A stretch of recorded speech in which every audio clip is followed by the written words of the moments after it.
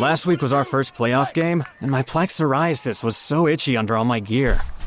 Sometimes just thinking about scratching could take me out of the moment. And then my doctor told me I could get clearer skin with a pill called Otezla. Otezla Apremilast is a prescription medicine used to treat adult patients with plaque psoriasis for whom phototherapy or systemic therapy is appropriate. Otezla can help you get clearer skin after just 4 months. Okay, ready for the next game. Talking to my doctor about a pill was a total game changer. Don't use Otezla if you're allergic to it. Get medical help right away if you have trouble breathing or swallowing, swelling of the face, lips, tongue, throat, or arms. Severe diarrhea, nausea or vomiting, depression, suicidal thoughts, or weight loss can happen. Tell your doctor if any of these occur and if you have a history of depression or suicidal thoughts. Live in the moment. Ask your doctor about Otezla. Call 1-844-4-OTEZLA or visit Otezla.com for prescribing info about cost, and more. Your snacking routine can get a little dull. Time for an Oikos remix. Like a crunchy storm of sea salt praline pretzels, dark chocolate, and butter toffee, showering down into a smooth, creamy yogurt. Enjoy 3 Oikos remix varieties with epic mix-ins and 11 grams of complete protein per 4.5-ounce serving. See remixyogurt.com.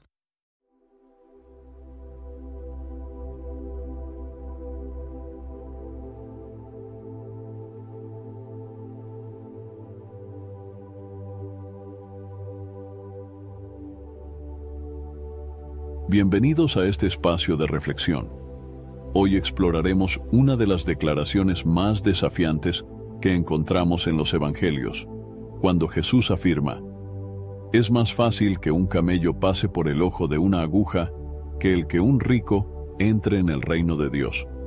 Esta enseñanza se registra en el Evangelio de Mateo, capítulo 19, versículo 24, en el Evangelio de Marcos, capítulo 10, versículo 25, y en el Evangelio de Lucas, capítulo 18, versículo 25. A simple vista, estas palabras impactan por su dureza, pero nos invitan a profundizar en el corazón humano y a reconocer cómo el apego a las riquezas puede cegarnos espiritualmente.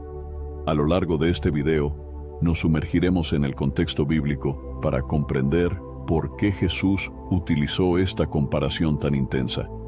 No se trata solamente de bienes materiales, sino de cualquier obstáculo que nos impida rendirnos completamente a Dios. Nuestro deseo es que te sientas retado a examinar tu vida y preparado para lo que viene, recordando que en el camino de la fe, todo es posible con la ayuda y la gracia de nuestro Señor. En la época en que Jesús pronunció la frase, «Es más fácil que un camello pase por el ojo de una aguja que el que un rico entre en el reino de Dios», existía un trasfondo cultural y religioso muy particular que vale la pena explorar con detenimiento.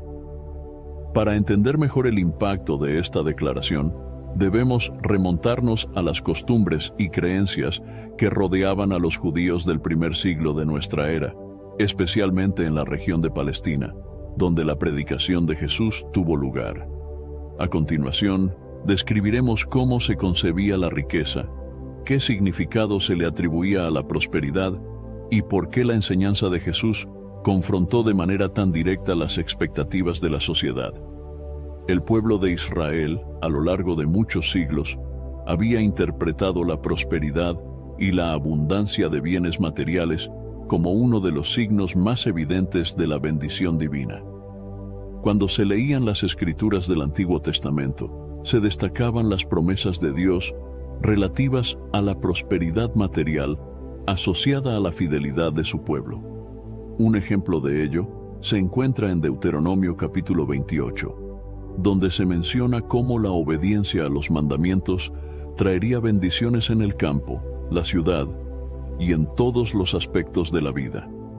Esta relación entre obediencia y bienestar terrenal contribuyó a reforzar la idea de que la riqueza era a menudo una prueba tangible de la gracia divina sobre una persona o familia. Ahora bien, cuando Jesús irrumpe con su mensaje, el contexto histórico de Palestina bajo el Imperio Romano también ejercía una influencia significativa en la manera en que se comprendía la riqueza y el poder. El dominio romano no solo imponía impuestos exigentes, sino que además promovía desigualdades sociales marcadas. Había un grupo reducido de familias con gran fortuna y al mismo tiempo muchas personas que vivían en situaciones de precariedad extrema. La tensión entre la élite minoritaria y la población empobrecida era cada vez más evidente. Y en ese escenario los judíos esperaban la llegada del Mesías, que traería liberación y restauración al pueblo elegido. Dentro de este ambiente, las enseñanzas de Jesús resultaban a la vez atractivas y desconcertantes.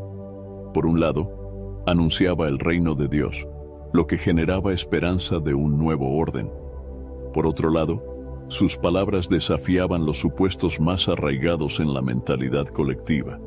Cuando Jesús habló con el joven rico, en Mateo capítulo 19 versículos 16 al versículo 22, Marcos capítulo 10 versículos 17 al versículo 22 y Lucas capítulo 18 versículos 18 al versículo 23, quedó de manifiesto que poseer grandes bienes no garantizaba el favor divino ni una posición privilegiada ante Dios. En ese relato, la riqueza funcionó como un obstáculo para que el joven se entregara por completo al llamado de seguir al Maestro. Así, se ilustró la tensión entre la acumulación material y la obediencia radical a la voluntad divina. En la mentalidad judía de ese tiempo, quien gozaba de buena posición económica era considerado bendito y probablemente justo ante los ojos de Dios, aunque no existía una norma absoluta para todos los casos. Esto se reforzaba con ejemplos del Antiguo Testamento, como Abraham, Isaac y Jacob, quienes fueron bendecidos con abundancia. No obstante, Jesús dejó en claro que la verdadera riqueza no depende de la acumulación de bienes, sino de un corazón dispuesto a la generosidad y a la dependencia total de Dios. Precisamente esta idea contradecía la percepción extendida de que la prosperidad terrenal era el principal sello de la aprobación divina. Otro aspecto a considerar es la manera en que el pueblo de Israel, tras largos periodos de opresión y cautiverio, como lo vivido en Egipto durante varios siglos antes del Éxodo, o la cautividad en Babilonia, ansiaba una época de gloria restaurada en la que hubiese abundancia y paz. Las señales de prosperidad material eran vistas como un anticipo de esa restauración prometida.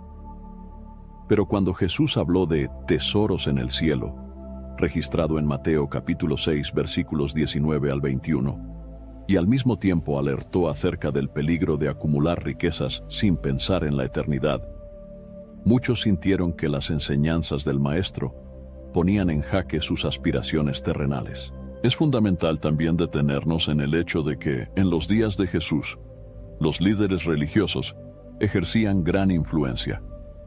Entre ellos destacaban los fariseos, algunos de los cuales eran conocidos por una estricta observancia de la ley, pero también por ostentar ciertos privilegios socioeconómicos. En Lucas capítulo 16, versículo 14, se menciona que los fariseos eran amantes del dinero, y esto generaba contradicción cuando pretendían modelar la piedad y la justicia.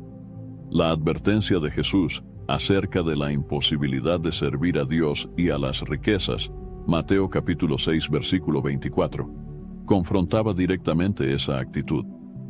De tal forma, el episodio que involucra la imagen del camello y el ojo de la aguja se inscribe en una corriente de enseñanza que cuestionaba la seguridad falsa que podían ofrecer los bienes materiales. Por otra parte, el ojo de la aguja ha suscitado diversas interpretaciones a lo largo de la historia. Algunos estudiosos señalan que podría tratarse de una expresión proverbial para enfatizar lo inalcanzable de la hazaña, mientras que otros sugieren la existencia de una pequeña puerta en las murallas de las ciudades llamada la aguja, por la cual era muy difícil que un camello pasara si no se le quitaba toda la carga y se arrodillaba. Sin importar la hipótesis que se tome, el sentido es claro: la dificultad extrema de que un corazón aferrado a los bienes entre en la dimensión plena del reino de Dios. no se trataba de condenar la riqueza en sí misma, pues la Escritura muestra a siervos fieles de Dios que fueron prósperos, como Job, quien luego de pasar por duras pruebas recuperó sus posesiones. Más bien, la cuestión gira en torno al apego del corazón, la actitud de soberbia y autosuficiencia que las riquezas pueden generar en el ser humano. Jesús enfatizó que, para los hombres, es imposible salvarse por sus propios méritos. Marcos capítulo 10, versículo 27. Sin embargo, a la luz de la gracia divina, nada es imposible. Por esta razón, el Señor en reiteradas ocasiones subrayó la humildad y la obediencia como claves para vivir según los principios del reino. Al mencionar la imposibilidad humana, Jesús introdujo al mismo tiempo la posibilidad divina. Esa tensión entre la imposibilidad terrena y el poder de Dios crea el marco perfecto para comprender que la salvación no puede basarse en el estatus social, las posesiones ni los logros personales, sino en la fe y la entrega al Creador. Por eso, quien escuche las palabras, es más fácil que un camello pase por el ojo de una aguja que el que un rico entre en el reino de Dios, no debe interpretarlo como una sentencia que excluye a todo aquel que posea bienes, sino como un recordatorio de que la salvación depende plenamente de la misericordia de Dios y de la disposición de cada persona a rendirle su vida, incluidas sus riquezas y proyectos. De esta manera, el contexto histórico en torno al encuentro de Jesús con el joven rico y la generalizada creencia de que la riqueza era sinónimo de bendición divina, sirven de telón de fondo para la contundencia de la afirmación de Cristo. Las palabras del Maestro resonaron con fuerza entre los discípulos y la multitud, generando asombro y reflexión profunda en quienes lo escuchaban.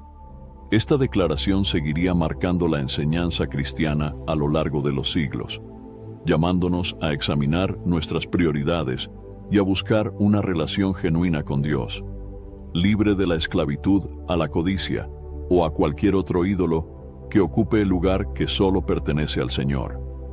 Este recorrido histórico y cultural nos muestra el poderoso impacto que las palabras de Jesús tuvieron en su entorno. Además, nos orienta a considerar las implicaciones actuales de esa enseñanza, ya que los desafíos respecto a la riqueza, la autosuficiencia y la dependencia de lo material siguen vigentes. El mensaje bíblico es claro. Dios busca la transformación del corazón y no se deja impresionar por las apariencias externas o por la cantidad de posesiones acumuladas.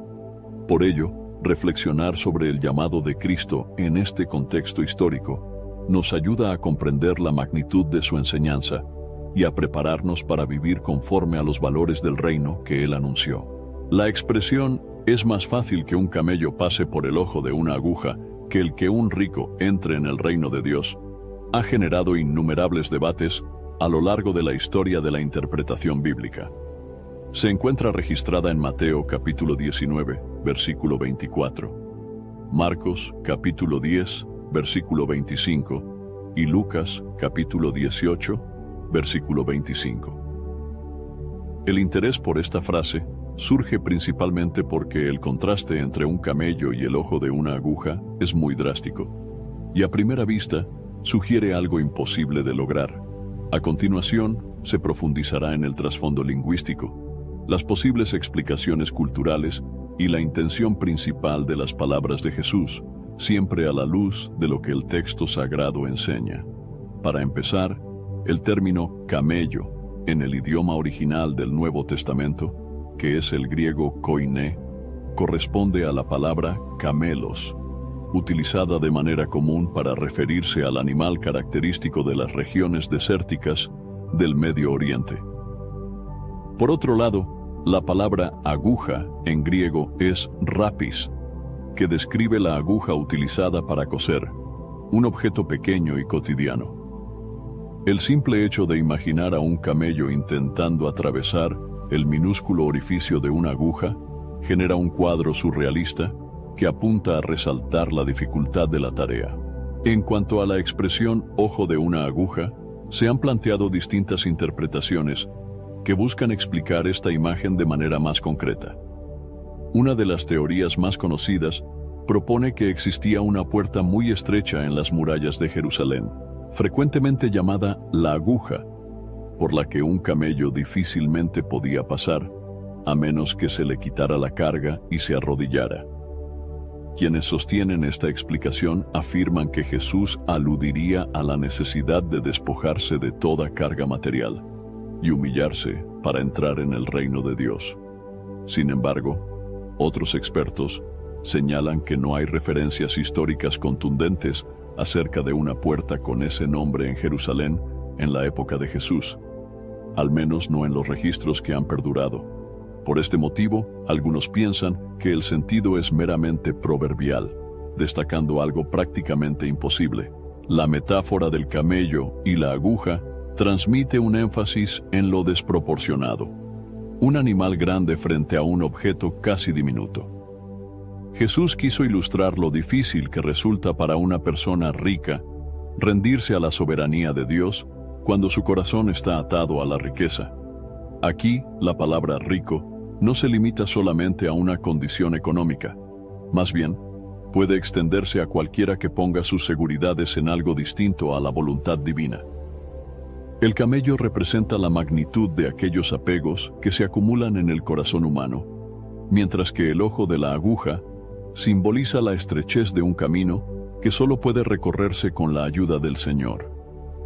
En Mateo capítulo 7 versículos 13 y 14, se menciona la puerta angosta, lo cual muestra la coherencia de la idea de que el acceso al reino de Dios exige soltar cargas y humillarse. El contexto en que Jesús pronuncia esta frase es la conversación con el joven rico. Este diálogo inicia cuando el joven pregunta ¿qué debe hacer para heredar la vida eterna? Tras un breve intercambio, Jesús le invita a vender sus bienes y a seguirlo, aunque puntualiza que la obediencia a los mandamientos es esencial. Sin embargo, el joven se entristece al escuchar la parte de vender sus posesiones, pues tenía muchos bienes. En ese momento, Jesús aprovecha para enseñar a sus discípulos acerca de la enorme barrera que puede implicar el apego a la riqueza. De allí surge esta contundente declaración que ha sido reflexionada a lo largo de los siglos. Es importante destacar que la Biblia no condena la posesión de bienes en sí misma. Existen ejemplos de hombres que gozaban de prosperidad y fueron llamados justos y piadosos, como Abraham, Isaac, Jacob o Job.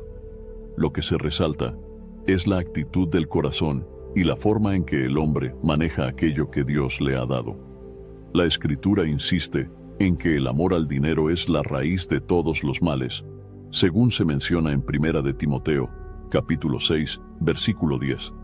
Por tanto, si un individuo coloca su confianza y seguridad en las posesiones terrenales, es posible que su corazón se endurezca frente al llamado divino y se vuelva incapaz de entrar por esa puerta estrecha que simboliza la obediencia, la humildad y la rendición total ante Dios. Al considerar la hipérbole contenida en la frase, muchos han sentido cierta perplexidad, preguntándose si acaso Jesús excluía de manera categórica a todo el que posee bienes. Su intención no radica en condenar la prosperidad, sino en alertar sobre la dificultad de desprenderse de lo que uno considera parte fundamental de su identidad y seguridad.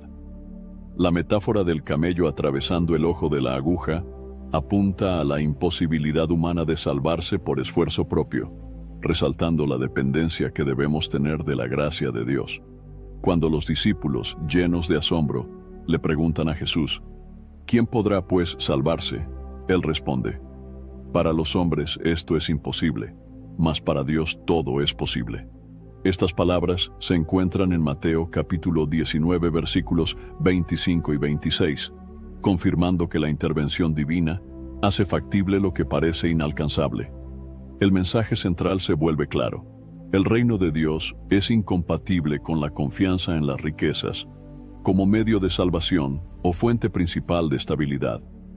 Una persona que pone su corazón en acumular bienes en ascender socialmente a cualquier precio, o en el afán de seguridad terrenal, difícilmente reconocerá su verdadera necesidad espiritual de redención y dependencia de Dios.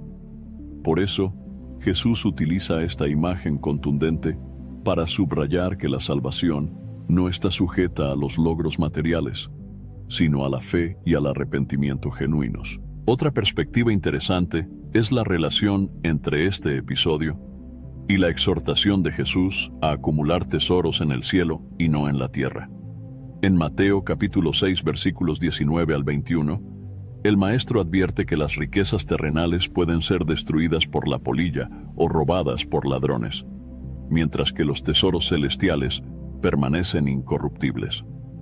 El contraste subraya que los bienes materiales carecen de valor eterno cuando se les compara con la vida que Dios ofrece. Esta enseñanza se alinea con lo expresado por Jesús al joven rico, destacando la insensatez de depender de lo perecedero. El camello, en la cultura del Medio Oriente, era una de las bestias de carga más importantes para el transporte de mercancías y personas. Su tamaño, su joroba distintiva y su capacidad para resistir largas jornadas en el desierto lo hacían un símbolo de fortaleza, resistencia y, en ciertos casos, abundancia. El ojo de la aguja, por otro lado, es la diminuta abertura por la que se pasa el hilo para coser. La imagen de lo enorme queriendo penetrar en lo minúsculo expresa de forma casi gráfica la idea de un esfuerzo absurdo si se emprende con la fuerza humana. Acura's all-new ADX, a compact SUV that isn't just built for one thing, it's precision-crafted for everything. To escape the grind with available all-wheel drive. To go with your flow with available Google built-in. Hey Google, turn it up. Okay, turning up the volume. And crafted to be heard with an available Bang & Olufsen premium sound system. The all-new Acura ADX, crafted to match your energy. Acura, precision-crafted performance. Take your vibes and go. Google is a trademark of Google LLC. Hi, this is Debbie, your Blinds.com design consultant. Oh, wow, a real person. Yep, I am here to help you with everything, from selecting the perfect window treatments to... Well, I've got a complicated project. Oh, not a problem. I can even schedule a professional measure and install. We can also send you samples, fast and free. I just might have to do more. Oh, okay. So the first room we're looking at is for guests. Shop Blinds.com now and save up to 40% site-wide. Blinds.com. Rules and restrictions may apply. So good, so good, so good. New markdowns up to 70% off are at Nordstrom Rack stores now. And that means thousands of can't-miss deals just in time for summer. The denim section is unreal. Why do I rack? All the dresses. I always find something amazing. Plus, buy it online and pick it up in-store the same day for free. Great brands, great prices. That's why you rack. This podcast is supported by Progressive, a leader in RV insurance. RVs are for sharing adventures with family, friends, and even your pets. So if you bring your cats and dogs along for the ride, you'll want Progressive RV insurance. They protect your cats and dogs like family by offering up to $1,000 in optional coverage for vet bills in case of an RV accident, making it a great companion for the responsible pet owner who loves to travel. See Progressive's other benefits and more when you quote RV insurance at Progressive.com today. Progressive Casualty Insurance Company and Affiliates. Pet injuries and additional coverage and subject to policy terms. Es decir, no basta la voluntad personal ni los recursos que uno posea, puesto que la salvación requiere un acto soberano de Dios y la disposición de cada persona a despojarse de toda carga que estorbe su relación con Él.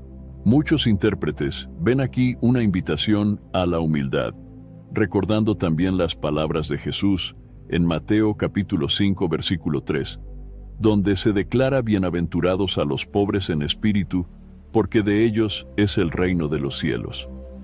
Este pobre en espíritu se refiere al que reconoce su bancarrota espiritual y comprende que nada material, ningún logro humano ni posición social puede suplir la necesidad de la gracia divina.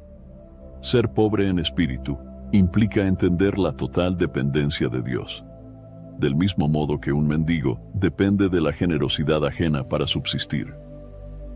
Al reflexionar sobre el significado del camello y de la aguja, se percibe un llamado a revisar el estado del corazón y la fuente de nuestro propósito y seguridad. El texto muestra que, si los recursos terrenales se convierten en el principal soporte, obstaculizan la entrada al reino. La posibilidad de atravesar esa puerta no está en nuestra capacidad, sino en la intervención de Dios, quien transforma el corazón cuando existe una actitud de arrepentimiento y entrega total. El relato de los evangelios se completa al reconocer que, después de esta enseñanza, Pedro y otros discípulos se preguntan qué pasará con quienes han dejado todo para seguir al Maestro. La respuesta de Jesús promete bendiciones en esta vida y la eternidad, enfatizando que la recompensa de seguirlo excede cualquier posesión terrenal. Esa promesa no se basa en lo que uno tiene, sino en la gracia y la fidelidad del Creador. Por este motivo, la frase del camello y la aguja sigue resonando como una advertencia, y al mismo tiempo una invitación a confiar en la provisión divina por encima de los recursos humanos. El significado esencial de la comparación entre el camello y la aguja recalca la importancia de reconocer la soberanía de Dios y la inutilidad de depender de las riquezas. Jesús no ignora la realidad de que muchas personas cuentan con posesiones y recursos, sino que confronta la actitud equivocada de ver en ellos la base de la salvación o de la aceptación ante Dios. Así, todo aquel que anhela participar del reino debe examinar si su corazón está cargado de autosuficiencia o si, por el contrario, está dispuesto a despojarse de toda atadura para someterse al señorío de Cristo, recordando que solo mediante la gracia de Dios, aquello que parece imposible se vuelve posible. El ser humano siempre ha estado expuesto a la tentación de aferrarse a lo que posee. Desde la primera vez que la Escritura describe el surgimiento de la codicia en el corazón, queda en evidencia que la tendencia a valorar más lo material que la voluntad de Dios puede llevar a la ruina espiritual. El tema del apego a las riquezas aparece en numerosos pasajes, y su relevancia no ha disminuido con el paso de los siglos. En este punto, la Biblia advierte que el verdadero peligro no radica en los bienes en sí, sino en la actitud interior que hace del dinero, las propiedades o el prestigio una especie de ídolo que ocupa el lugar que solo corresponde a Dios. En 1 de Timoteo, capítulo 6, versículo 10, se declara que el amor al dinero es raíz de todos los males. Esta expresión deja claro que el problema no es el dinero como objeto, sino el apego desmedido que se le otorga. Muchas personas, al sentir que tienen recursos abundantes, caen en la trampa de creer que están seguras ante cualquier circunstancia. Con frecuencia, esta falsa sensación de seguridad alimenta la soberbia y la autosuficiencia, impulsando a dejar a un lado la búsqueda sincera de la voluntad divina. De este modo, el apego material se convierte en un estorbo para la vida espiritual, puesto que aleja al individuo de la dependencia y confianza que debería depositar en el Creador. Las palabras de Jesús, dirigidas al joven rico, ilustran con claridad este punto. Dicho relato, que se encuentra en Mateo capítulo 19, versículos 16 al 22, en Marcos capítulo 10, versículos 17 al 22, y en Lucas capítulo 18, versículos 18 al 23, muestra a un hombre que, pese a haber cumplido los mandamientos desde su juventud, no estuvo dispuesto a deshacerse de sus posesiones para seguir al Maestro. Jesús conocía su corazón y señaló el verdadero obstáculo que le impedía rendir su vida por completo: el amor a sus bienes. El joven, al verse confrontado con la idea de renunciar a sus posesiones, experimentó tristeza y optó por alejarse, evidenciando que su apego era más fuerte que su deseo de obedecer. La Escritura también presenta otras historias que revelan hasta qué punto la búsqueda de lo material puede desviar la mirada del propósito divino. En Josué, capítulo 7, se relata la historia de Acán, un hombre que transgredió la instrucción dada por Dios al tomar despojos de Jericó y esconderlos en su tienda. El resultado fue la derrota del pueblo de Israel en la batalla de Jai y la sentencia sobre la familia de Acán. Este episodio muestra cómo la codicia, alimentada por el afán de poseer más, puede generar graves consecuencias y traer sufrimiento a otros. El pueblo de Israel aprendió a costa de ese error la importancia de acatar la palabra de Dios por encima de todo, incluyendo los deseos de riqueza. Otra parábola muy significativa en cuanto al peligro del apego material es la del rico insensato, descrita en Lucas capítulo 12 versículos 13 al 21. En ella, Jesús cuenta la historia de un hombre que experimenta una cosecha abundante y decide construir graneros más grandes para almacenar su producción, confiando en que así vivirá con tranquilidad durante muchos años. Sin embargo, esa misma noche, su vida es requerida y no tiene nada que presentar delante de Dios. El énfasis de la parábola es que, al confiar en la seguridad que otorgan los bienes, el hombre se olvida de la realidad de su dependencia total de la voluntad divina. No se plantea la posibilidad de compartir con quienes necesitan, sino que se centra en su propia satisfacción, lo cual conduce a una forma de egoísmo que no se alinea con los principios del reino de Dios. El apego a lo material puede manifestarse de diversas maneras, no necesariamente en personas con grandes fortunas. Muchas veces, incluso quienes poseen recursos limitados pueden desarrollar una actitud de ansiosa acumulación o envidia hacia quienes disfrutan de mayor prosperidad. La Escritura enseña que la codicia puede arraigarse en cualquier corazón, generando pensamientos que distorsionan la verdadera prioridad del creyente, que es agradar a Dios y amar al prójimo. La humildad y la generosidad, por el contrario, se presentan como virtudes que evidencian la transformación interna operada por el Espíritu Santo. En Mateo, capítulo 6, versículos 19 al 21, Jesús invita a no acumular tesoros en la tierra, donde la polilla y el óxido destruyen, sino a amasar tesoros en el cielo, haciendo alusión a obras que tengan valor eterno. La insistencia en no depositar la confianza en los bienes terrenales obedece a que estos son pasajeros y pueden desvanecerse. Además, el texto hace hincapié en que donde esté vuestro tesoro, allí estará vuestro corazón. Esto nos lleva a reflexionar que el peligro real no es tener más o menos recursos, sino poner el corazón en algo transitorio, cuando en realidad hemos sido creados con un propósito eterno. El apego a lo material no solo afecta nuestra relación con Dios, sino que también nos vuelve menos sensibles a las necesidades de nuestro prójimo. En la Biblia se encuentran consejos prácticos sobre cómo administrar de manera sabia los bienes que Dios ha puesto en nuestras manos. Por ejemplo, la actitud de generosidad hacia los necesitados aparece en textos como Proverbios capítulo 19 versículo 17, que señala que dar al pobre equivale a prestar a Dios y que Él recompensará esa generosidad. Asimismo, Santiago capítulo 2 versículos 14 al 17 enfatiza la importancia de expresar la fe por medio de acciones concretas, como ayudar a quien carece de vestidos o alimentos. De esta manera, la Escritura muestra que la abundancia puede ser una oportunidad para bendecir a otros y honrar al Señor, en lugar de alimentar la soberbia o la autoconfianza. El apego material suele ir acompañado de la ansiedad por mantener y acrecentar las posesiones.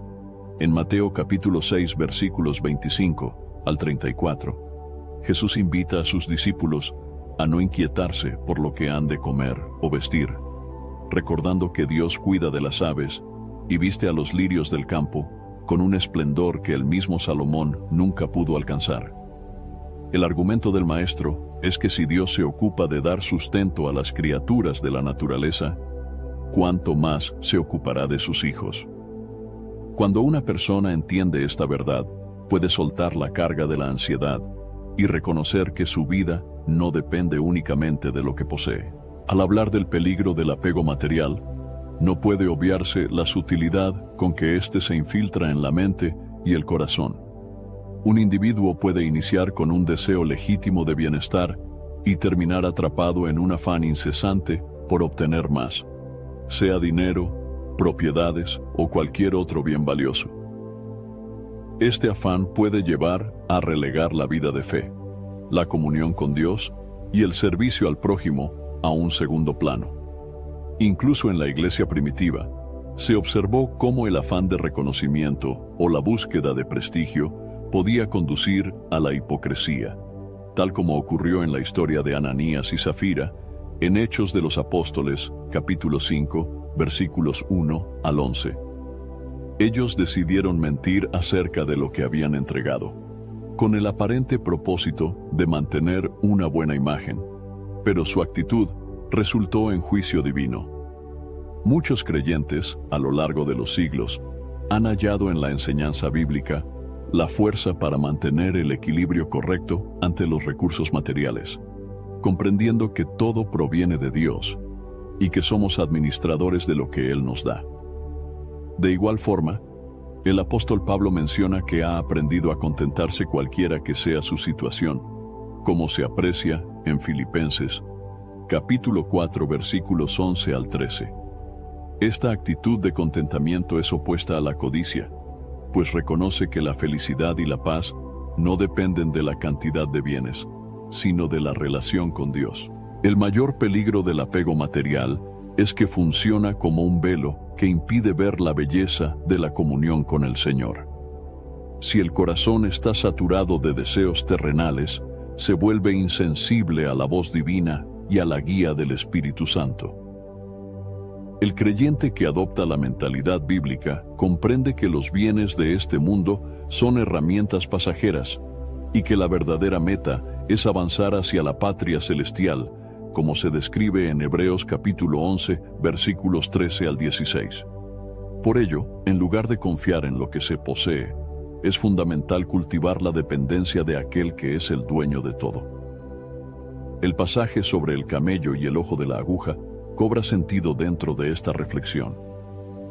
Jesús no desea presentar un mensaje de condena para quienes tienen recursos, sino una advertencia acerca de cómo el amor a las riquezas puede endurecer el corazón, dificultando la humildad y la disposición a someterse a la voluntad de Dios.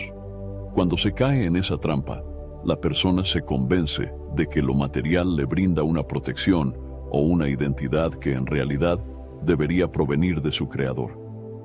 Esto conduce a una forma de idolatría, porque se desplaza a Dios y se coloca el dinero en la posición más alta.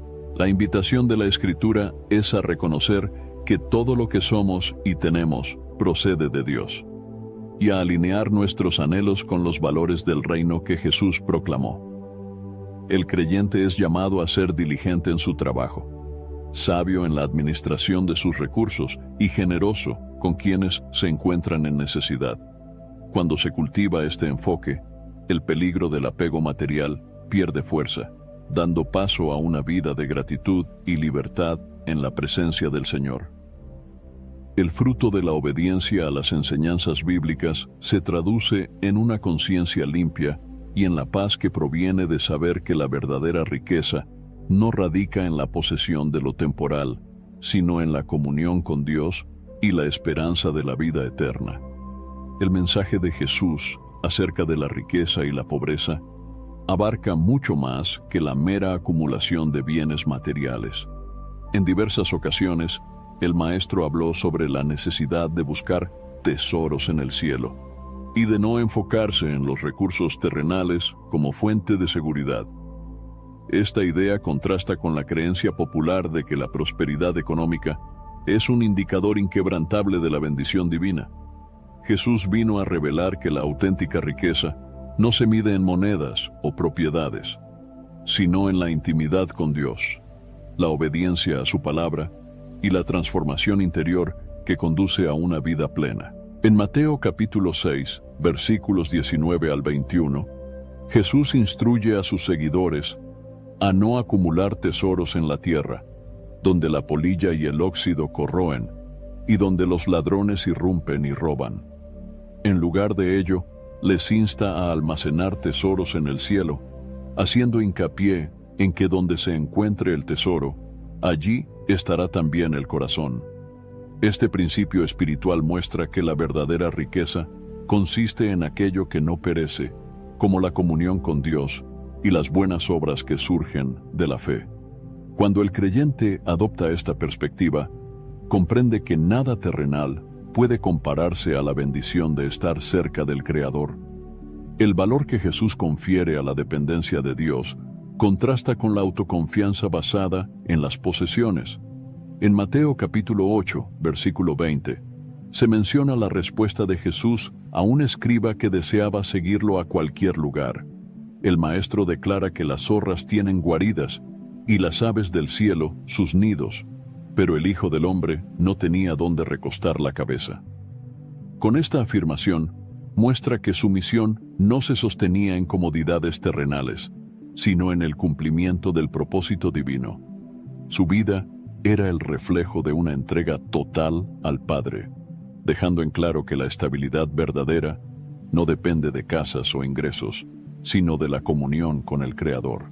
El apóstol Pablo, cuya vida transformada evidencia la centralidad de Cristo, enseña en Filipenses capítulo 4 versículos 11 al 13 que ha aprendido a estar satisfecho en toda situación, sea en la abundancia o en la escasez, puesto que todo lo puede en aquel que lo fortalece. Su testimonio muestra que la verdadera riqueza radica en la capacidad de confiar en Dios, independientemente de las circunstancias.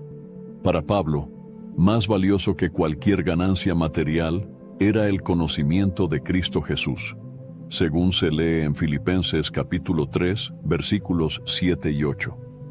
Esta misma actitud se repite en otros líderes de la iglesia primitiva, quienes comprendieron que la bendición más grande consistía en recibir la gracia divina y compartir el evangelio de salvación. Jesús presenta varias parábolas que reflejan esta visión. Una de las más impactantes es la del tesoro escondido en el campo, registrada en Mateo capítulo 13, versículo 44. El hombre que descubre ese tesoro vende todo lo que tiene para comprar el campo, sabiendo que el valor encontrado excede cualquier posesión anterior. De igual manera, la verdadera riqueza del reino de Dios es tan grande que renunciar a las cosas terrenales resulta insignificante en comparación con la satisfacción eterna que ofrece la salvación. Jesús enfatiza la idea de que quien haya ese tesoro espiritual no duda en desprenderse de todo lo demás. En las enseñanzas de Jesús, la verdadera riqueza se relaciona con la fe, la humildad y la comunión con Dios. A lo largo de los evangelios, se relatan numerosos milagros que evidencian que el Señor provee tanto para las necesidades físicas como para las espirituales.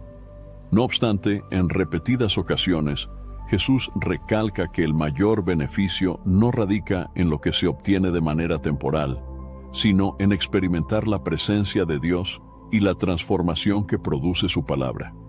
Además, el mismo Señor habló a sus discípulos acerca de la urgencia de no vivir afanados por las cosas de este mundo, recordándoles que el Padre Celestial sabe lo que cada uno necesita antes de que se lo pidan, como consta en Mateo capítulo 6, versículos 25 al 32. Existen también momentos en los que Jesús muestra el contraste entre la generosidad nacida del corazón y la pompa de quienes solo buscan reconocimiento.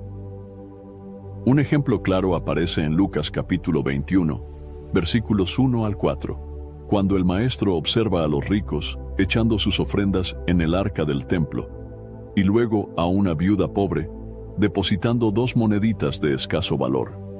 Jesús declara que esta mujer dio más que todos, pues ofreció todo cuanto tenía para vivir, mientras que los ricos aportaron de lo que les sobraba. Este suceso revela la manera en que el Señor mide la riqueza, no por la cantidad de recursos, sino por la disposición de entregar el corazón por completo. El acto de la viuda es considerado un tesoro celestial que sobrepasa las donaciones ostentosas. El enfoque de Jesús al hablar sobre la verdadera riqueza resalta la importancia de la generosidad y el servicio a los demás. En Juan capítulo 13, versículos 14 y 15, se narra el momento en que Jesús lava los pies de sus discípulos, mostrándoles que en su reino el mayor es el que sirve. Esta actitud contrasta con la lógica del mundo, que suele engrandecer a los que acumulan. El maestro, al mostrar que el servicio humilde es uno de los valores centrales del reino de Dios, redefine por completo el significado de la grandeza y la prosperidad. Quien sirve con amor refleja la riqueza interior que proviene de la comunión con el Salvador. Otro pasaje relevante se encuentra en el libro de los Hechos de los Apóstoles, capítulo 3, versículos 1 al 6, cuando Pedro y Juan suben al templo y se encuentran con un hombre cojo que pedía limosna en la puerta llamada La Hermosa. Ante la petición de dinero, Pedro responde que no tiene plata ni oro, pero ofrece algo mucho más valioso: la sanidad en el nombre de Jesucristo. Este episodio ilustra que el discípulo de Cristo, aunque carezca de abundancia monetaria, posee la verdadera riqueza, que es el poder del Espíritu Santo y la fe que obra milagros.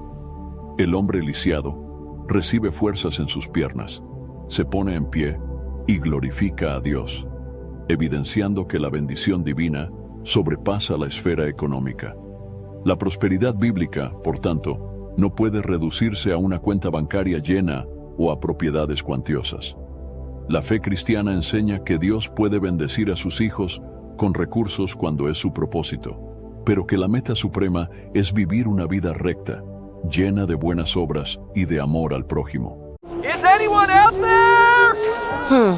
Another salesperson enduring the endless search. Exhausting. If you want to get right to the right conversations, you need LinkedIn Sales Navigator. Whether you're looking for new leads or strengthening existing relationships at your top accounts, get right to the right conversations with LinkedIn Sales Navigator. Try LinkedIn Sales Navigator now with a free 60-day trial at linkedin.com/trial. That's linkedin.com/trial. Terms and conditions apply! El ejemplo de personajes como Abraham, David y Salomón demuestra que en determinados casos Dios otorga grandes bienes, pero siempre con la intención de cumplir un plan mayor. El problema surge cuando las riquezas se convierten en un fin en sí mismas, o en un ídolo que desplaza la búsqueda del Señor. En Lucas capítulo 14 versículos 25 al 33, Jesús habla del costo del discipulado, mencionando que quien quiera seguirlo debe estar dispuesto a renunciar a todo, incluso a su propia vida.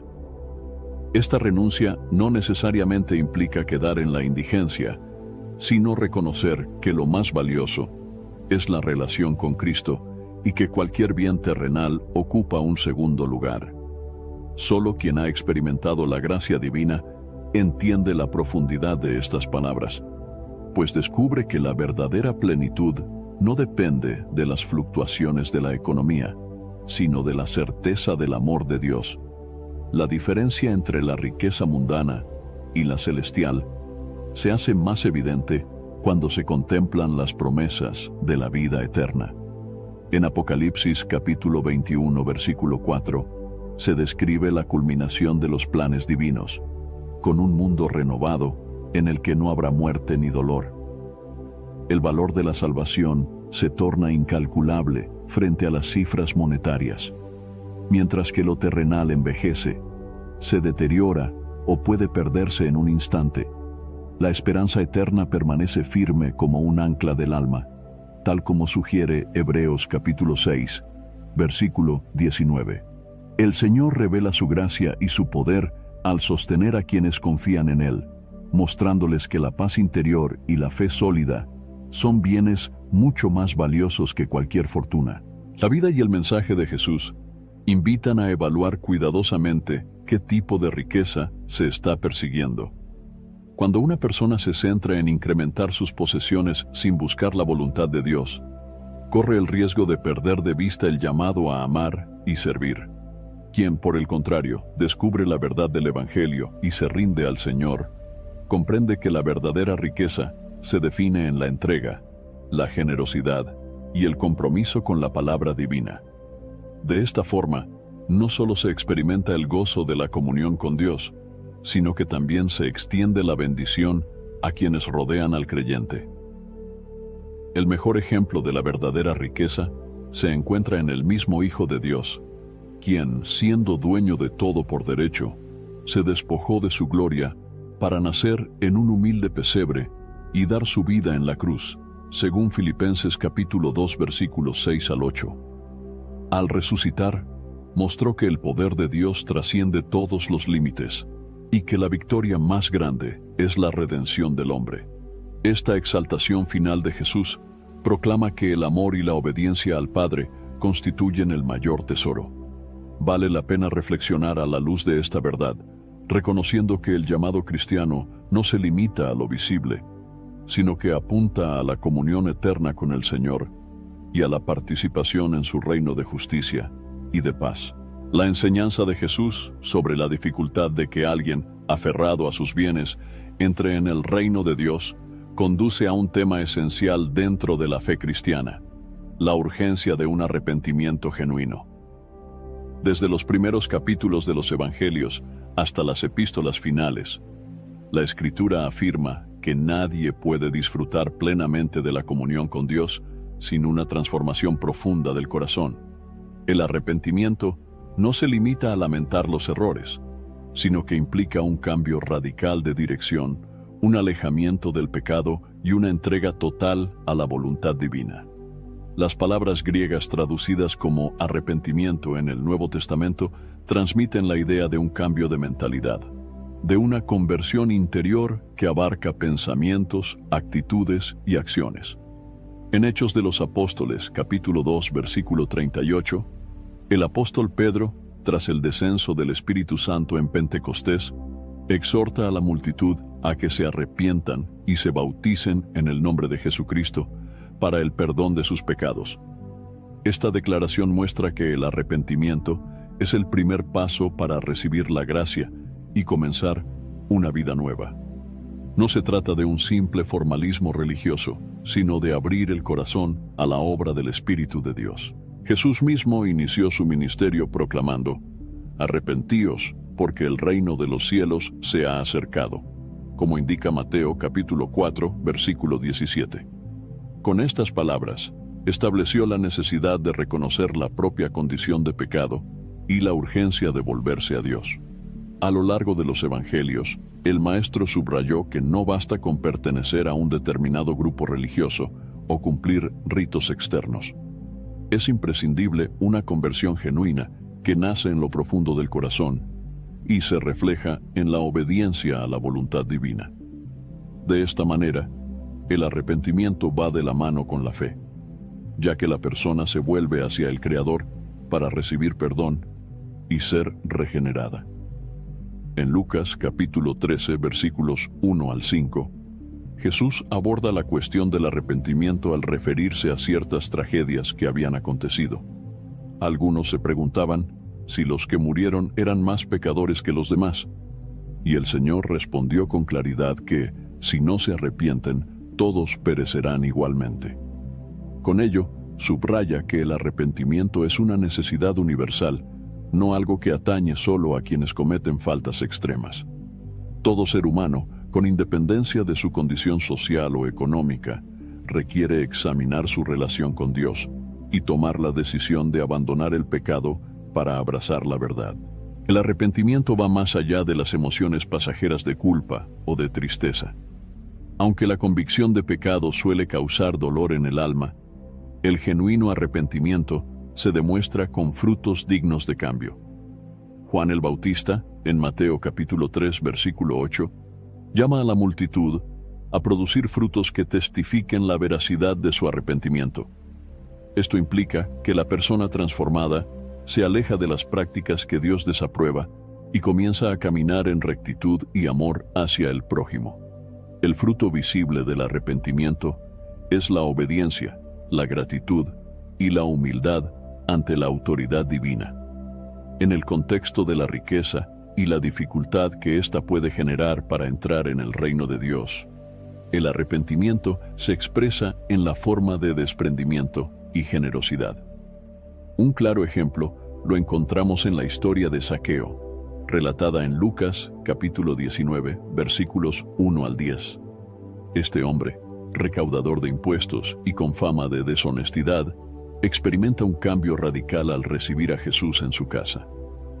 Después del encuentro transformador, se compromete a dar la mitad de sus bienes a los pobres y a devolver cuadruplicado a quienes hubiese defraudado. Esa actitud demuestra que su arrepentimiento no se redujo a meras palabras, sino que afectó su comportamiento y la manera en que administraba sus recursos. El proceso de arrepentirse reconoce que el pecado es real y que las acciones humanas, si no son confrontadas y corregidas, acarrean consecuencias espirituales. Proverbios capítulo 28, versículo 13. Advierte que quien encubre su pecado no prosperará, pero el que lo confiesa y se aparta alcanzará misericordia. El arrepentimiento, por lo tanto, se vincula estrechamente con la confesión. El creyente que se humilla ante Dios, reconociendo que ha transgredido sus mandamientos, halla en la misericordia divina un refugio seguro para su alma. Primera de Juan, capítulo 1, versículo 9. Asegura que, si confesamos nuestros pecados, Dios es fiel y justo para perdonarlos y limpiarnos de toda maldad. Sin un sincero arrepentimiento, resulta difícil desprenderse de los ídolos del corazón, entre ellos, la confianza desmedida en las riquezas. Aquello que el hombre atesora por encima de Dios se convierte en un obstáculo que impide someterse a la soberanía del Creador. El joven rico, mencionado en los Evangelios, ejemplifica esa tensión. Deseaba heredar la vida eterna, pero no estaba dispuesto a renunciar a sus posesiones. Su corazón se encontraba tan aferrado a lo material que no pudo acoger la invitación de Jesús a seguirlo. Esa falta de arrepentimiento lo llevó a marcharse con tristeza, perdiendo la oportunidad de experimentar la verdadera libertad. La Biblia señala que, después de la resurrección de Cristo, los apóstoles continuaron predicando el mensaje del arrepentimiento, conscientes de que sólo así el hombre puede reconciliarse con Dios. En Hechos de los Apóstoles, capítulo 3, versículo 19, Pedro exhorta a volverse a Dios para que se borren los pecados y vengan tiempos de refrigerio de su presencia. Esta invitación permanece vigente para cada generación, ya que la naturaleza humana no ha cambiado sustancialmente y la inclinación al pecado sigue presente. El arrepentimiento genuino supone reconocer la necesidad de la gracia divina y rendirse a ella de todo corazón. El creyente que asume la importancia de arrepentirse encuentra en la Escritura la promesa de una transformación completa. El profeta Ezequiel, capítulo 36, versículos 26 y 27, anticipa que Dios dará un nuevo corazón y un espíritu nuevo. Ese pasaje describe el acto soberano del Señor al remover el corazón de piedra y conceder un corazón de carne que responda a su palabra. El arrepentimiento prepara el camino para que esa promesa se cumpla, pues cuando el hombre se aparta de la autosuficiencia y del pecado, abre espacio para que el Espíritu Santo renueve su interior y lo guíe en obediencia. En el Nuevo Testamento, Santiago capítulo 4 versículos 7 al 10, insta a someterse a Dios, resistir al diablo, purificar los corazones y humillarse ante el Señor. Esta humillación va acompañada del compromiso de abandonar costumbres e inclinaciones que ofenden a Dios. Quien se arrepiente sinceramente deja de ser un simple espectador de la fe y pasa a ser un discípulo activo, dispuesto a realizar cambios tangibles en su conducta y a poner sus bienes y talentos al servicio del reino de Dios. De hecho, el acto de renunciar a lo que impide el crecimiento espiritual es parte inherente de la vida cristiana. La necesidad de arrepentirse resuena en todos los ámbitos de la existencia. No se limita a la reconciliación inicial con Dios, sino que se extiende a un proceso continuo de santificación. El creyente aprende, día a día, a escuchar la voz de Dios en su conciencia, a identificar áreas donde el pecado podría resurgir y a confesar sus faltas de manera honesta. De este modo, la gracia divina actúa constantemente, limpiando, restaurando y fortaleciendo al Hijo de Dios.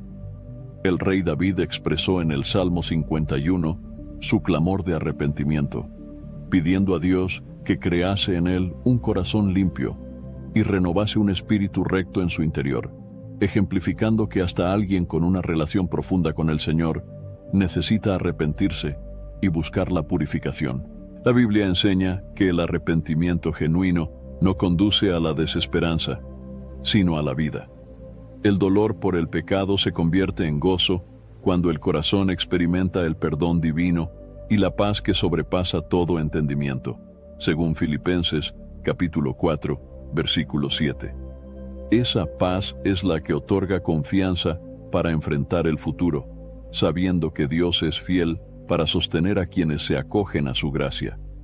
El arrepentimiento abre las puertas a la comunión íntima con el Padre, permitiendo al hombre acercarse con libertad al trono de la gracia para hallar oportuno socorro, conforme a Hebreos capítulo 4 versículo 16. El llamado a arrepentirse tiene un sentido urgente cuando se comprende que la vida en este mundo es pasajera. Las riquezas, el prestigio y cualquier logro terrenal no bastan para dar garantía de salvación. Solo la gracia de Dios, recibida mediante la fe y acompañada de un corazón arrepentido, otorga la certeza de una esperanza eterna. Quien entiende esta verdad se dispone a soltar ídolos, a romper con hábitos pecaminosos y a abrazar la voluntad divina.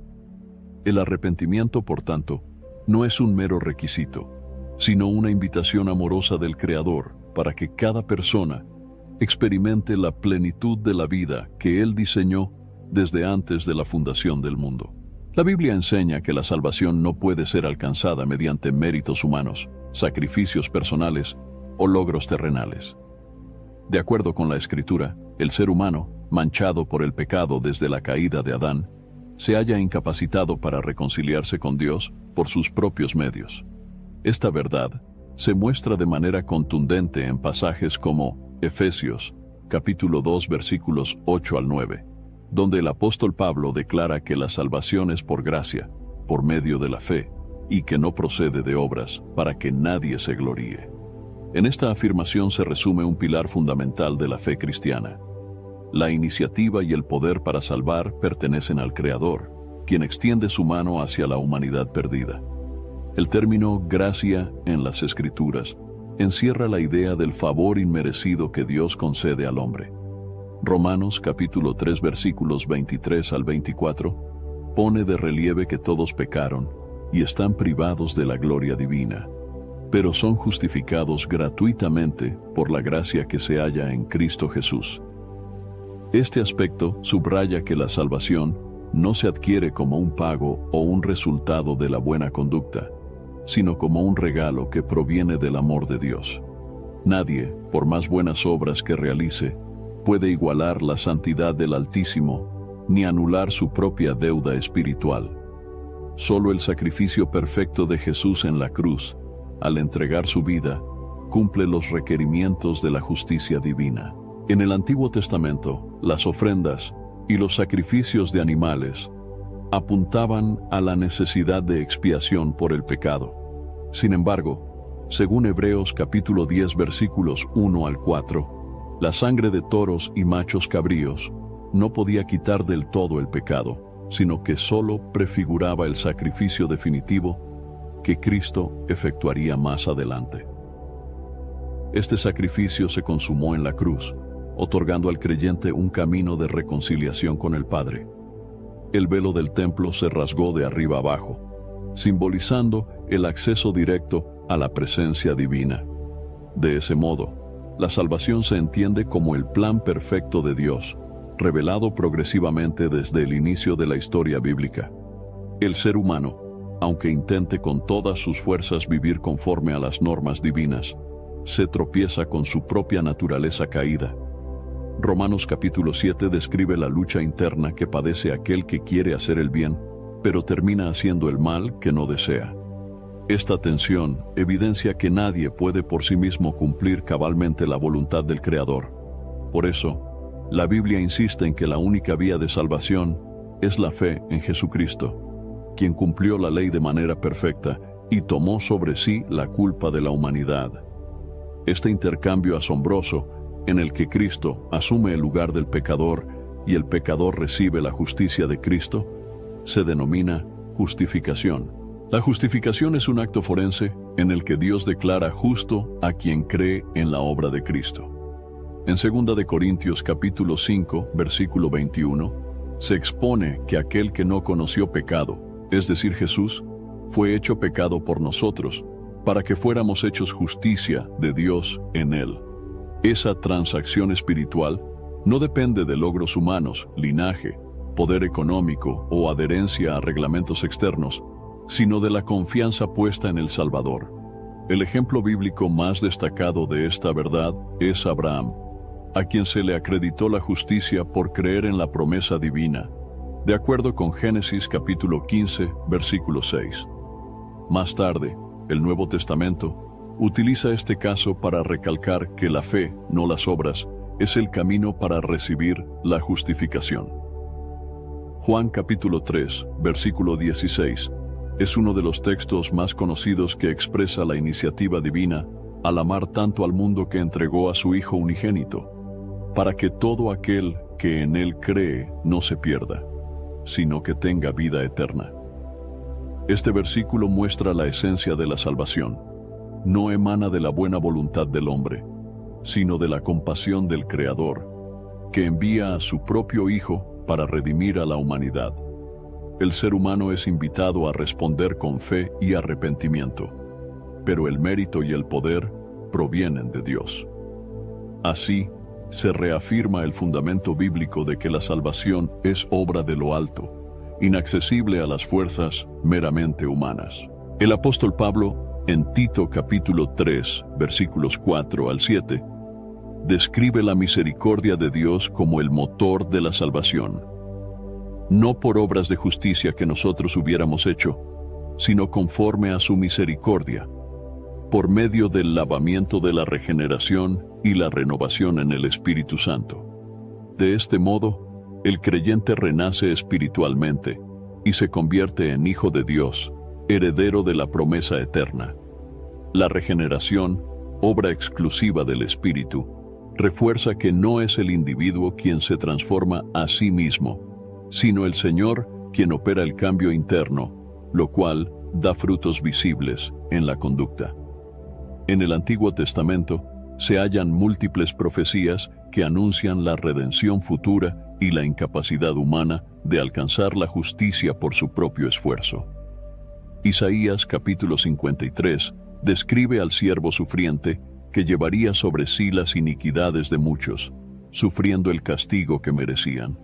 Ezequiel capítulo 36 versículos 26 y 27 señala que Dios planea quitar el corazón de piedra y dar uno de carne, poniendo su espíritu en las personas para que anden en sus estatutos. Desde estas declaraciones proféticas se entiende que la iniciativa proviene del Creador, quien rescata al hombre de su condición de caída.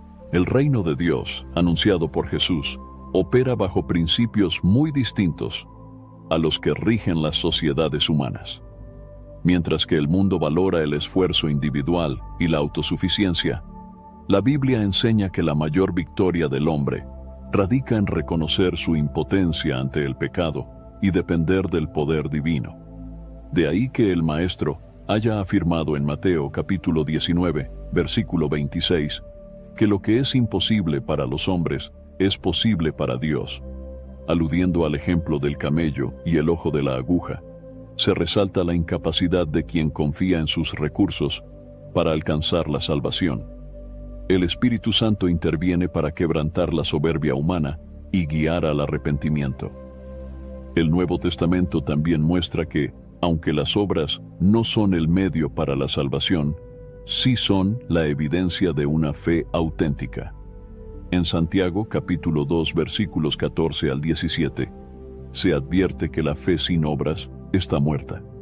Esto no contradice la doctrina de la gracia, sino que resalta que quien ha nacido de nuevo manifestará su transformación en acciones concretas de amor, justicia y servicio. No se trata de ganarse el favor de Dios, sino de testificar que se ha recibido. La salvación es gratuita, mas conlleva la responsabilidad de vivir conforme a los valores del reino. A lo largo de la historia de la Iglesia, surgieron movimientos que pretendían añadir requisitos humanos para la salvación o colocar énfasis excesivo en observancias exteriores. Sin embargo, el mensaje bíblico permanece firme. Solo la gracia puede rescatar al hombre de la condena y regenerarlo para la vida eterna. De igual forma, la Escritura señala que, si la salvación pudiera lograrse por méritos propios, el sacrificio de Cristo habría sido en vano. Gálatas capítulo 2, versículo 21, destaca que, si la justicia viniera por la ley, entonces el sacrificio de Jesús no sería necesario. Pero la realidad es que la carne humana está incapacitada para cumplir perfectamente la ley divina. La certeza de la salvación descansa en la persona de Cristo. Juan capítulo 10, versículos 27 al 29, recoge la promesa del Maestro de que nadie arrebatará sus ovejas de su mano. Este pasaje aporta consuelo al creyente al afirmar que la seguridad de la vida eterna depende de la fidelidad de Dios, no de la fragilidad humana. Aún así, el llamado a la perseverancia en la fe y en la obediencia se mantiene vigente, ya que la vida cristiana es un camino continuo de relación con el Señor. Las palabras de Jesús en Juan capítulo 14, versículo 6, son contundentes. Él es el camino, la verdad y la vida, y nadie llega al Padre sino por Él. Esta declaración excluye la posibilidad de salvación mediante otra fuente.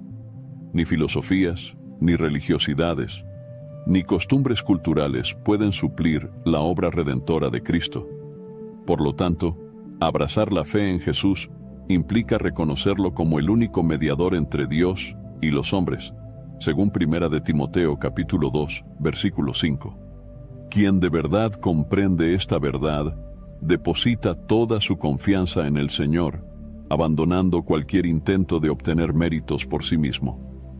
El testimonio de aquellos que han experimentado la salvación en Cristo confirma que la paz y el gozo que produce la reconciliación con Dios no se comparan con lo que el mundo ofrece. El nuevo nacimiento, descrito por Jesús en Juan capítulo 3 al dialogar con Nicodemo, explica que se requiere un acto sobrenatural del Espíritu para que el corazón del hombre sea renovado y pueda ver el reino de Dios. Esta transformación no surge de la fuerza de voluntad humana, sino de la gracia operante del Creador. De ahí que la alabanza y la gratitud sean rasgos distintivos del creyente, quien reconoce a Dios como autor y consumador de su salvación. Cuando el hombre reconoce su bancarrota espiritual y clama a Dios, encuentra que la salvación ofrecida a través de Cristo no solo cubre sus pecados pasados, sino que lo introduce en una relación viva con el Padre. La comunión restaurada se consolida a través de la oración, el estudio de la palabra y la comunión con otros creyentes. Cada uno de estos aspectos fluye del entendimiento de que la salvación fue concedida sin merecerla. Esa gratitud conduce a la santificación progresiva, en la cual el cristiano, capacitado por el Espíritu Santo, aprende a caminar en la luz y a apartarse de aquello que no agrada a Dios. La verdad central permanece inalterable. La salvación es, de principio a fin, obra de Dios. El hombre es llamado a responder, pero la iniciativa, el poder y la consumación pertenecen al Señor. Así, queda de manifiesto que las grandes barreras para entrar en el reino, como el apego a las riquezas o la autosuficiencia, solo pueden ser derribadas por la intervención divina. No hay otro camino ni otra fuente.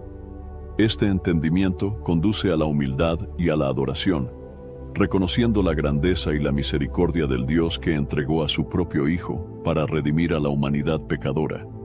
Quien abraza esta verdad, descubre la libertad que emana de la gracia y se aferra a la esperanza gloriosa de la vida eterna en comunión con el Creador. La cuestión de la confianza en Dios frente a la autosuficiencia personal aparece de manera constante a lo largo de la narrativa bíblica.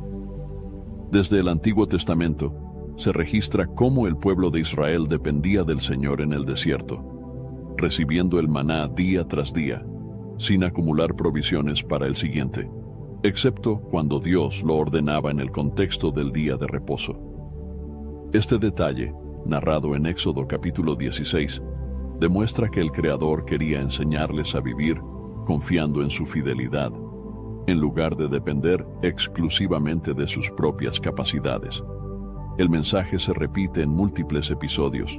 El afán de confiar más en las fuerzas personales o en el poder militar de alianzas humanas solía llevar al pueblo a la derrota y al sufrimiento, mientras que la obediencia y la dependencia de Dios producían victorias y tiempos de paz.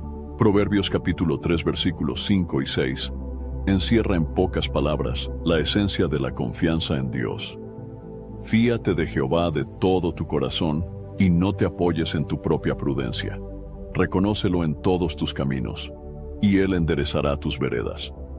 Esta exhortación señala que la verdadera sabiduría consiste en reconocer que la mente humana es limitada y que la voluntad divina trasciende toda barrera. Por tanto, la autosuficiencia, entendida como la creencia de que uno puede enfrentarse a la vida sin la dirección de Dios, se convierte en un obstáculo espiritual. Quien practica la fe bíblica comprende que su habilidad, su inteligencia o sus recursos no bastan para sortear todos los desafíos, y que no hay lugar más seguro que los brazos del Creador.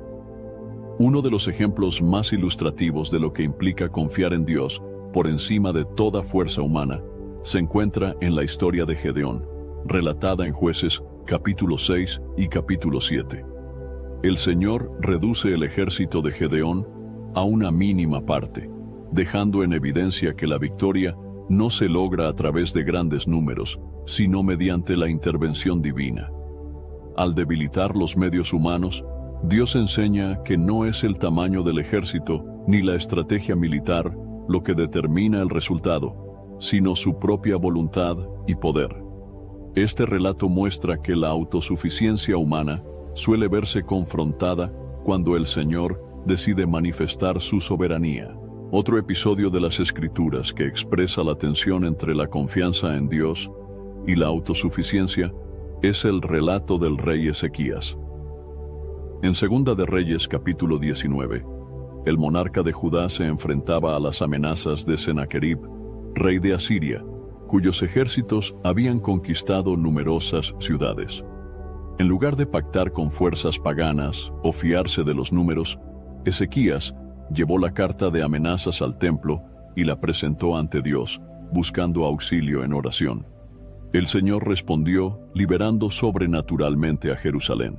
De ese modo, se enfatiza que la autosuficiencia, que habría implicado negociar o confiar en tratados humanos, se revela inútil ante la amenaza. La confianza en Dios produjo el milagro. En el Nuevo Testamento, uno de los pasajes más conocidos sobre la ansiedad y la dependencia divina es Mateo capítulo 6 versículos 25 al 34. Jesús invita a no preocuparse por el día de mañana, recordando que las aves no siembran ni recogen en graneros, y aún así, el Padre Celestial las alimenta. De la misma forma, insta a buscar primero el reino de Dios y su justicia, y todas las demás cosas serán añadidas. Estas palabras difieren de la lógica de la autosuficiencia, que insta a concentrarse en la provisión propia y a planificar meticulosamente cada detalle del futuro. El maestro señala que la serenidad proviene de reconocer la soberanía de Dios, sabiendo que Él cuida de sus hijos de acuerdo con su bondad y sabiduría. La autosuficiencia, en su versión más extrema, puede conducir a la arrogancia, como se aprecia en la historia del rey Nabucodonosor en el libro de Daniel, capítulo 4.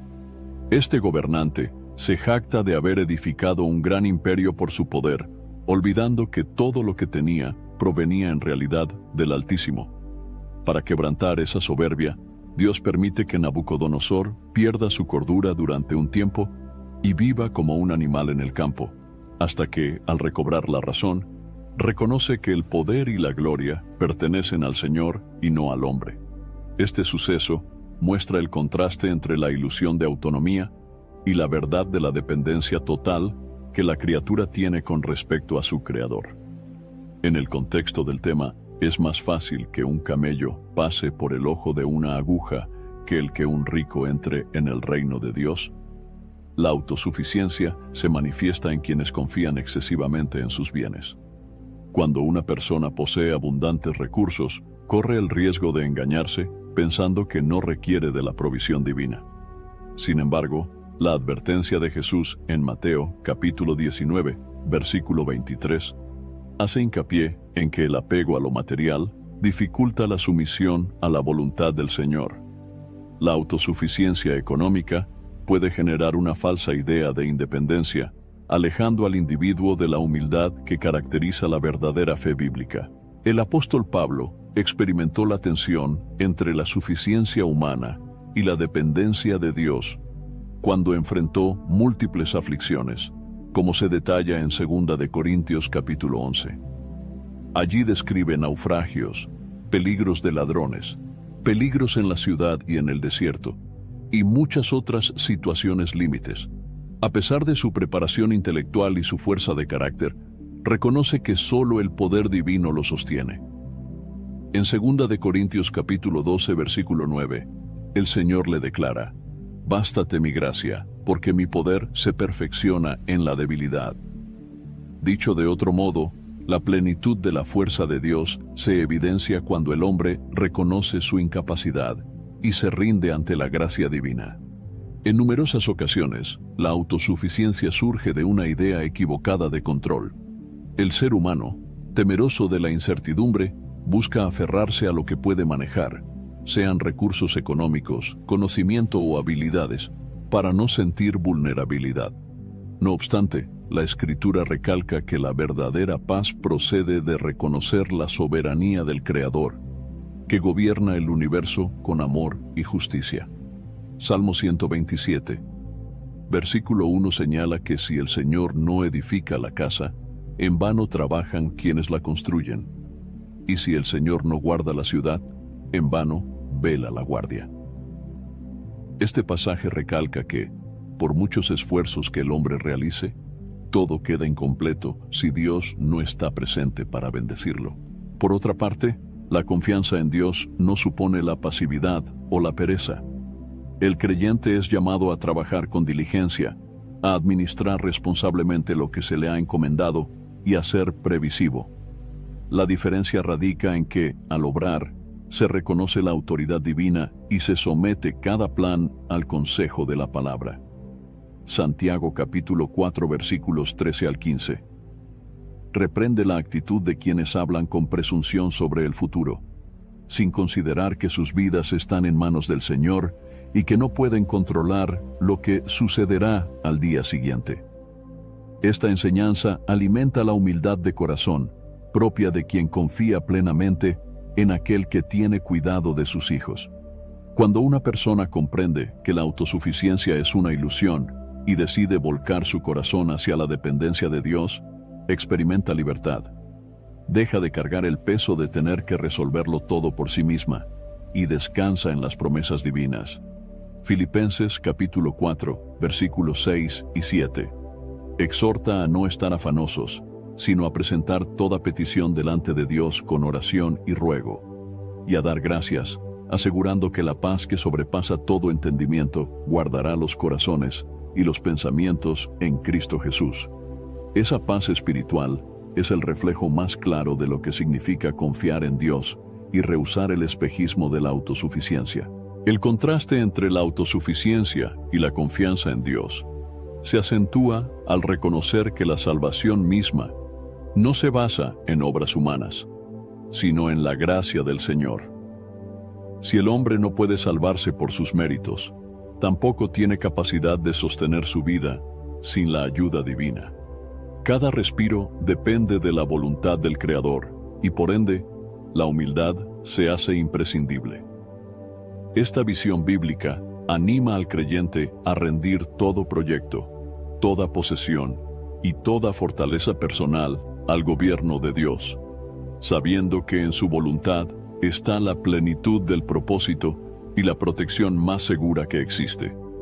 El ejemplo supremo de confianza total en el Padre se contempla en Jesús, quien, siendo el Hijo de Dios, vivió en completa dependencia. Al orar en el huerto de Getsemaní, según Mateo capítulo 26, versículo 39, el Maestro expresó: «Padre mío, si es posible, pase de mí esta copa, pero no sea como yo quiero, sino como tú». Estas palabras, nacidas de la mayor humildad, muestran la disposición de rendir la voluntad propia ante la del Padre, incluso frente a la agonía que implicaría la cruz.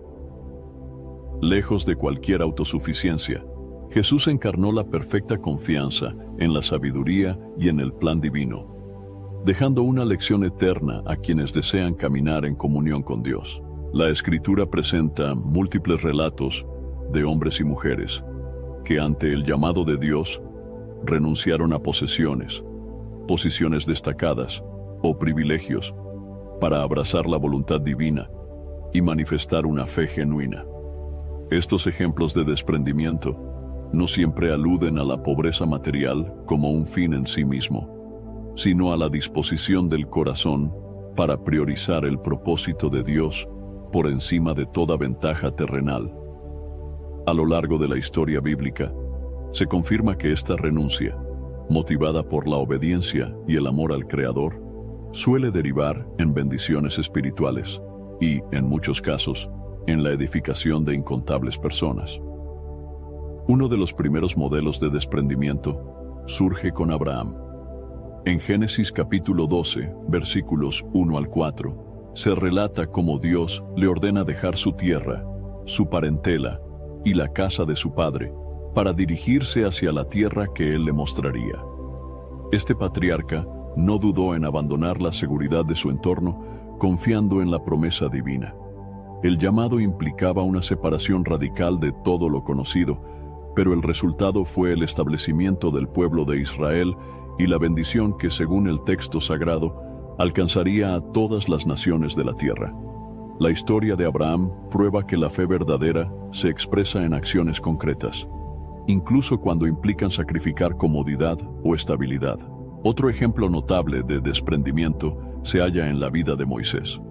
Aunque nació en un contexto de opresión para su pueblo, creció en el palacio de Faraón, disfrutando de privilegios inigualables dentro de la corte egipcia. Sin embargo, Hebreos capítulo 11, versículos 24 al 26, indica que Moisés rechazó ser llamado hijo de la hija de Faraón y prefirió sufrir aflicción con el pueblo de Dios antes que gozar de los deleites temporales del pecado. Su decisión implicó renunciar a una vida de prestigio para identificarse con los oprimidos, obedeciendo así el llamado divino. Más adelante, guió al pueblo de Israel durante la liberación de la esclavitud egipcia y el peregrinaje en el desierto, demostrando que el desprendimiento conforme a la voluntad de Dios abre caminos de libertad y redención. En el Nuevo Testamento, un testimonio que revela el valor del desprendimiento es la respuesta de los primeros discípulos de Jesús. En Marcos capítulo 1 versículos 16 al 20 y en Lucas capítulo 5 versículos 1 al 11 se describe cómo Simón, llamado Pedro, Andrés, Jacobo y Juan, dejaron sus redes de pesca y su modo de sustento para seguir al Maestro. Estos hombres pasaron de la seguridad de un oficio estable a la incertidumbre de un camino nuevo, confiando únicamente en la guía del Señor. Con el tiempo, se convirtieron en testigos privilegiados de los milagros de Cristo y en columnas fundamentales de la Iglesia naciente. Su ejemplo ilustra el cambio radical que puede suponer la respuesta al llamado divino, priorizando la obra del reino por encima de proyectos personales. Otro caso se halla en el joven rico, descrito en los Evangelios de Mateo, capítulo 19, versículos 16 al 22, Marcos capítulo 10, versículos 17 al 22, y Lucas capítulo 18, versículos 18 al 23. Si bien este relato no culmina en un desprendimiento real, expone con claridad el desafío que implica soltar las ataduras materiales para seguir a Jesús. El joven había guardado los mandamientos, pero, cuando el maestro le sugirió vender sus posesiones y repartir el dinero entre los pobres, se retiró entristecido, evidenciando que su corazón estaba demasiado apegado a sus riquezas. Su experiencia señala que la renuncia genuina no se limita a acciones exteriores, sino que parte de una transformación interior que valora la comunión con Dios por encima de cualquier bien terrenal. La actitud de Zaqueo, el jefe de publicanos, contrasta con la respuesta del joven rico. En Lucas, capítulo 19, versículos 1 al 10, se cuenta cómo, tras recibir a Jesús en su casa, Zaqueo decide dar la mitad de sus bienes a los pobres y devolver cuadruplicado lo que hubiese defraudado a alguien. Aunque tenía fama de extorsionador, su corazón cambió al encontrarse con el amor del Señor, lo que se reflejó en un acto de desprendimiento radical. Jesús declara que la salvación había llegado a esa casa, mostrando que la renuncia a las injusticias y el resarcimiento de daños son señales visibles de un corazón transformado. En el libro de Hechos de los Apóstoles, capítulo 4, versículos 32 al 37, se describe la solidaridad que caracterizó a la iglesia primitiva. Los creyentes compartían sus bienes, y nadie consideraba como suyo lo que poseía, pues había un profundo sentimiento de unión y generosidad. Un caso específico es el de José, llamado Bernabé, quien vendió un campo y entregó lo recaudado a los apóstoles. Este desprendimiento propició que la comunidad cristiana primitiva cuidara de sus miembros más necesitados y expandiera el evangelio con poder. El texto no obliga a todos los creyentes a despojarse de sus pertenencias, pero sí presenta un paradigma de amor y entrega que trasciende la acumulación material. La Escritura expone asimismo la historia de la viuda pobre, que ofreció 2 monedas de escaso valor en el templo. En Lucas capítulo 21, versículos 1 al 4, Jesús observa cómo los ricos depositan sus ofrendas, y luego se fija en esta mujer, afirmando que su entrega fue superior, pues dio todo cuanto tenía para vivir. El desprendimiento de la viuda no radicaba en la magnitud económica de su ofrenda, sino en la totalidad de su confianza puesta en Dios. Su acto revela que la grandeza de una donación no se calcula por su cuantía, sino por el amor y la fe que la motivan. Con frecuencia, los gestos de mayor valor espiritual surgen de quienes no poseen mucho, pero están dispuestos a consagrar lo que tienen a la obra divina. En el caso del apóstol Pablo, se observa una renuncia de índole diferente. Él describe en Filipenses capítulo 3 versículos 4 al 8 que, según la carne, tenía motivos para gloriarse. Era hebreo de hebreos, fariseo celoso y estricto en el cumplimiento de la ley. Sin embargo, considera todo aquello como pérdida por causa de Cristo. Su desprendimiento no consistió en bienes materiales, sino en su estatus religioso y su reputación. Pablo comprendió que, comparado con la excelencia de conocer a Cristo, cualquier logro personal resultaba insignificante. Ese cambio de perspectiva impulsó su misión, llevando el mensaje de la gracia a judíos y gentiles.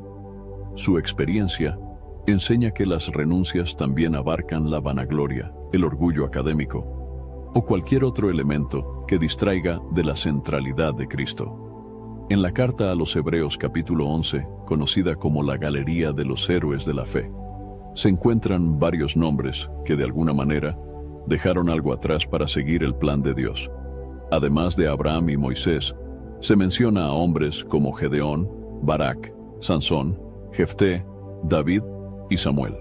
Cada uno de ellos respondió al llamado divino, afrontando peligros y abandonando seguridades personales, confirmando que el desprendimiento es parte esencial de la caminata de la fe.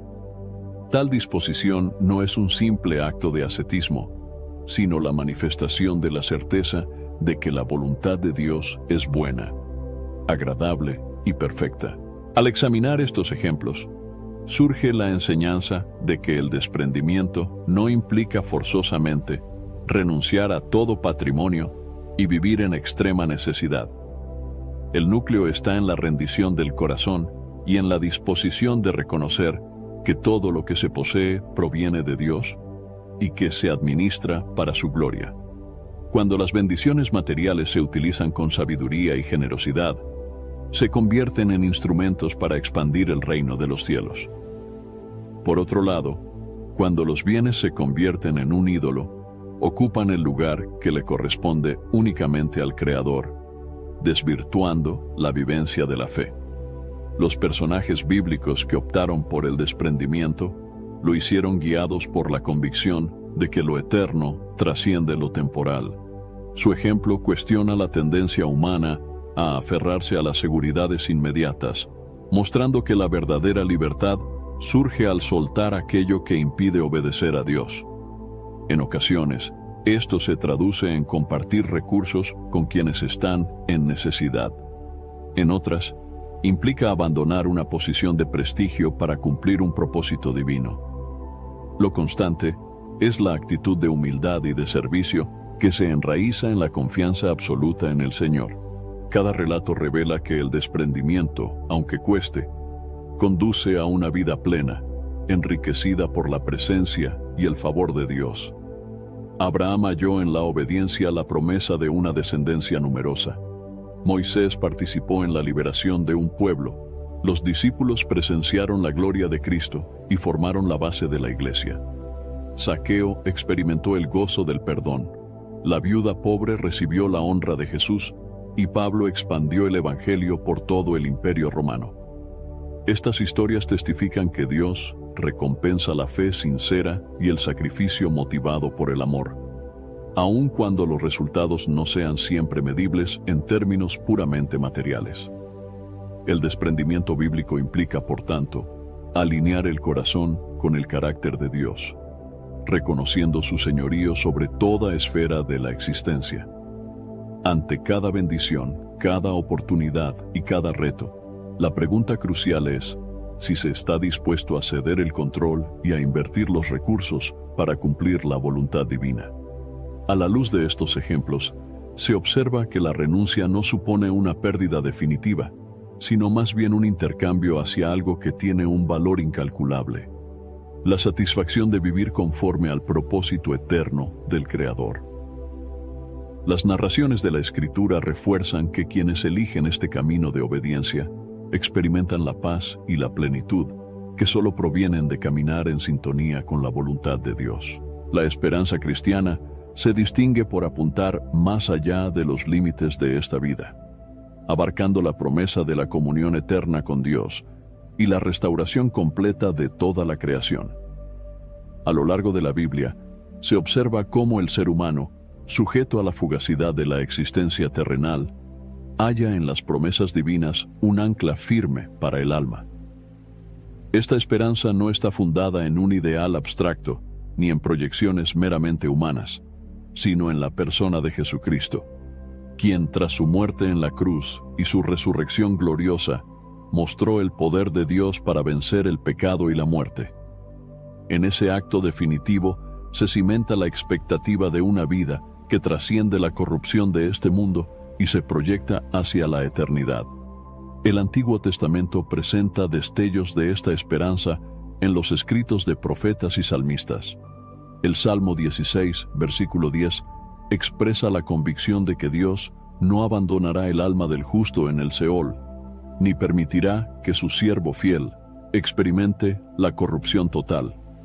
Aunque en su contexto inmediato refleje la confianza de David en la protección divina, su cumplimiento pleno se alcanza en Cristo, según lo declara el apóstol Pedro en Hechos de los Apóstoles, capítulo 2, versículos 25 al 28. Allí se ve que la resurrección del Señor es el fundamento de esa esperanza que David atisbaba de modo profético, asegurando que la muerte no tendría la última palabra sobre el ungido de Dios.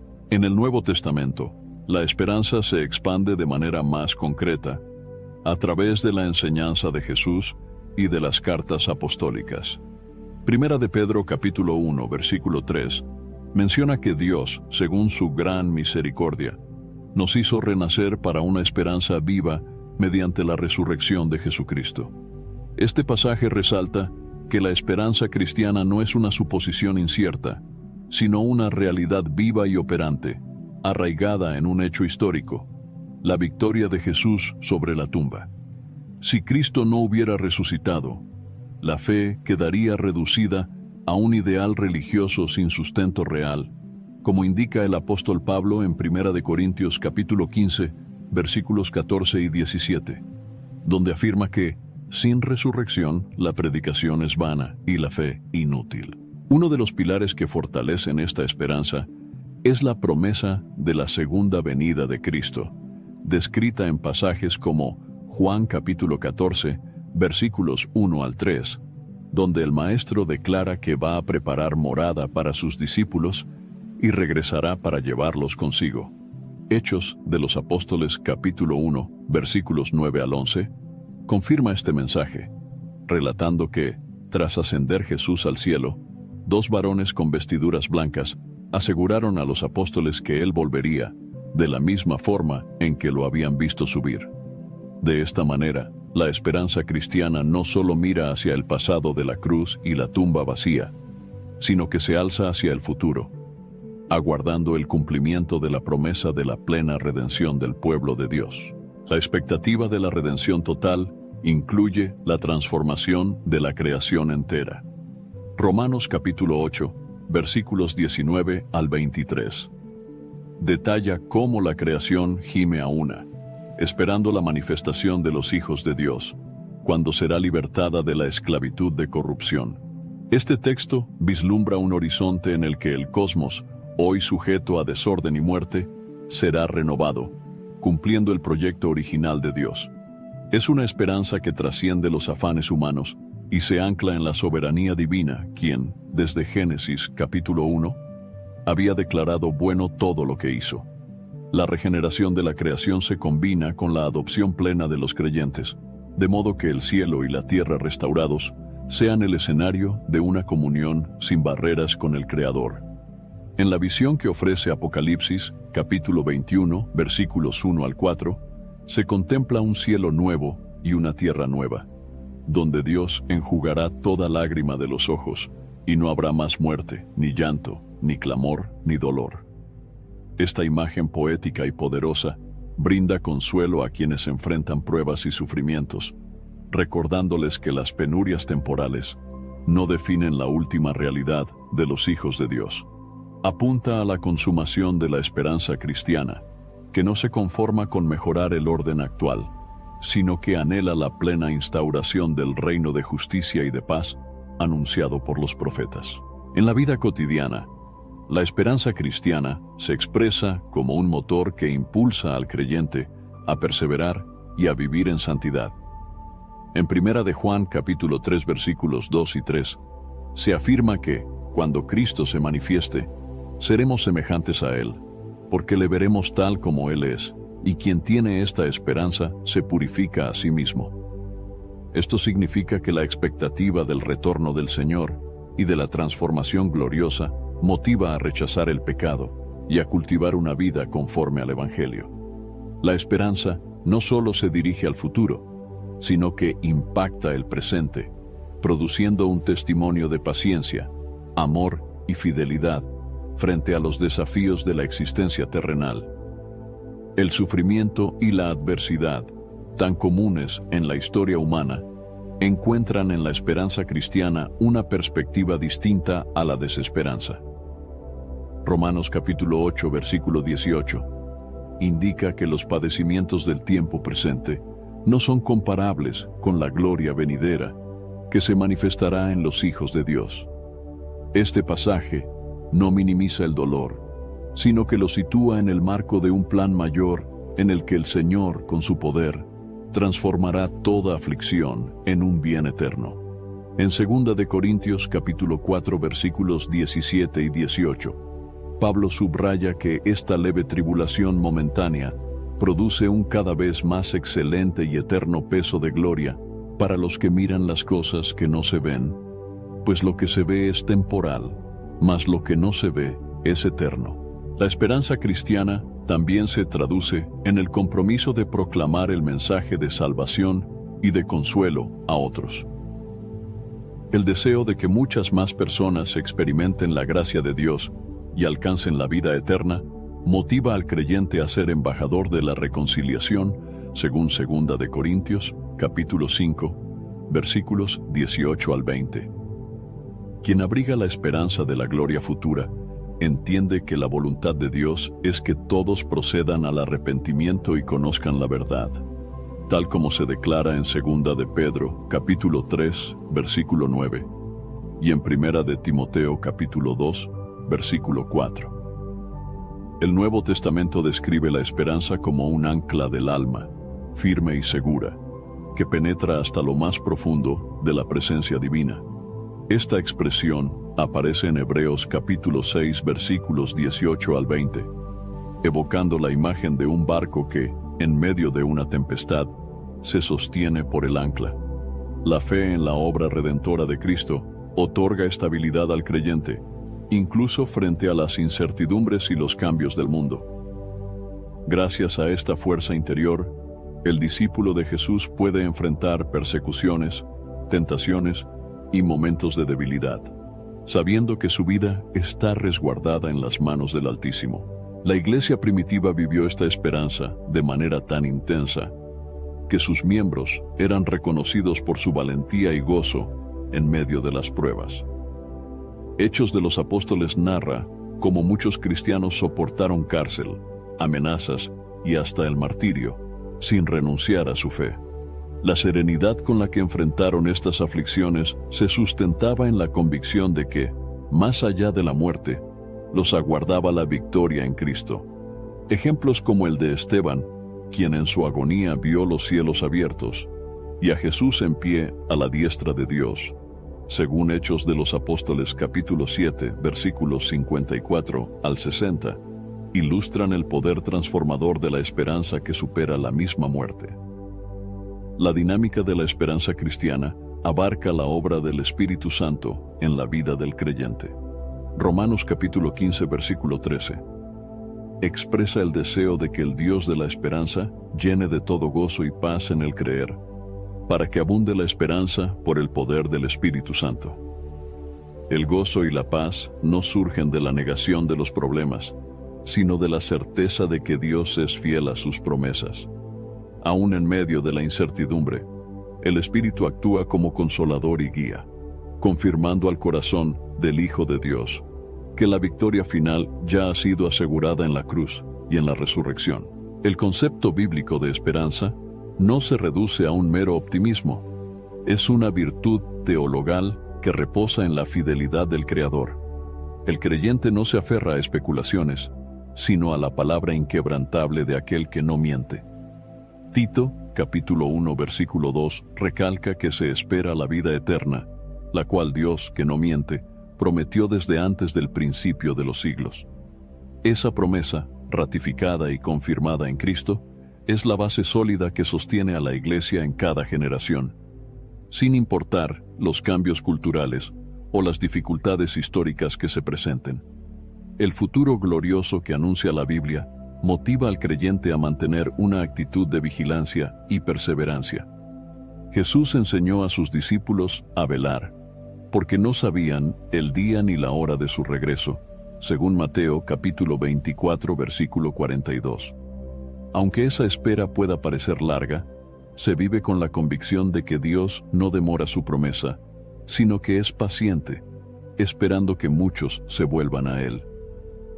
El creyente que cultiva esta esperanza no se evade de las responsabilidades presentes, sino que las asume con un sentido de mayordomía, consciente de que cada acción realizada en obediencia a Cristo tiene un impacto eterno. El libro de Apocalipsis, en sus capítulos 21 y 22, concluye enfatizando la realidad de un estado final, en el que el Cordero y su pueblo vivirán en una comunión perfecta. No habrá tinieblas, pues la gloria de Dios iluminará el lugar, y no se necesitará más del sol ni de la luna. Es la imagen de la consumación del plan divino, en el que el pecado y la muerte no tendrán espacio, y Dios será todo en todos. Esta visión otorga un gran aliento para la Iglesia, revelando que la historia no está sujeta a un destino ciego, sino a la soberanía de un Dios amoroso que lleva a cabo su propósito. Las páginas de la Biblia muestran cómo esta esperanza transformó la perspectiva de quienes la abrazaron. El cristiano que persevera en la fe se nutre de la certeza de que la victoria definitiva pertenece al Señor, aun cuando los panoramas terrenales parezcan oscuros. Este anhelo, anclado en las promesas eternas, configura un horizonte de confianza que invita a mantenerse firme, a servir al prójimo y a difundir el mensaje de salvación, recordando que ni la muerte ni la vida, ni ninguna otra cosa podrá separarnos del amor de Dios que es en Cristo Jesús, según Romanos capítulo 8, versículos 38 y 39. Espero sinceramente que hayas disfrutado de este video y que haya sido una bendición para tu vida. Quiero animarte a compartir este mensaje. Piensa en 1, 2 o 3 personas que conozcas que puedan estar necesitadas de escuchar esta palabra hoy. Envía este mensaje a ellas, pues Dios puede estar queriendo usar a ti para tocar y transformar la vida de estas personas. No olvides suscribirte al canal para no perder ninguno de nuestros próximos videos. Tu apoyo es muy importante para que podamos seguir compartiendo la palabra de Dios y alcanzando más vidas. Que Dios te bendiga abundantemente. Y hasta el próximo video. Quédate con Dios.